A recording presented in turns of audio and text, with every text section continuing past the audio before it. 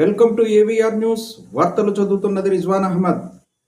MS Agarwal steel పరిశ్రమ యాజమాన్యంపై కఠిన చర్యలు తీసుకోవాలి.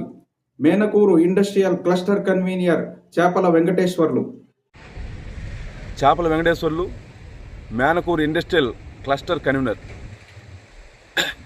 తిరుపతి జిల్లా పెళ్లకూరు మండలంలో నిన్న రాత్రి ఎంఎస్ అగర్వాల్ స్టీల్ పరిశ్రమలో బాయిలర్ పేలి 6 మంది కార్మికులు తీవ్ర గాయాల పాలయ్యారు.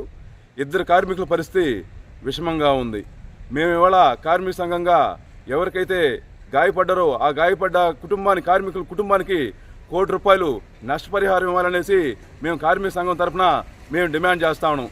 ఈ సందర్భంగా జిల్లా సేఫ్టీ అధికారులని మేము ఒకటే ప్రశ్నించదలుచుకున్నాం.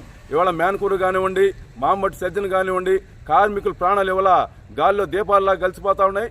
సేఫ్టీ అధికారులు ఎక్కడ నిద్రపోతున్నారనేసి మేము ప్రశ్నిస్తా ఉన్నాం. ఇకనైనా సరే ఈ సేఫ్టీ సంబంధించిన జిల్లా శాఖ ఉన్నతాధికారులు ఈ తిరుపతి జిల్లా, నెల్లూరు జిల్లా, అదేవిధంగా మేనకూరు సెజ్జి కానివ్వండి, మామట్టు, శ్రీ సిటీ సెజ్జుల్లో కార్మికుల యొక్క సేఫ్టీ గురించి, భద్రతా ప్రమాణాల గురించి పూర్తి స్థాయిలో విచారణ చేసి తగిన భద్రతా ఏర్పాట్లు చేయాలని, అదేవిధంగా ఈ పరిశ్రమ ఎంఎస్ అగర్వాల్ పరిశ్రమకు సంబంధించి భద్రతా వైఫల్యం సంబంధించి కార్మికుల కుటుంబాలు రోడ్లు పడ్డారు.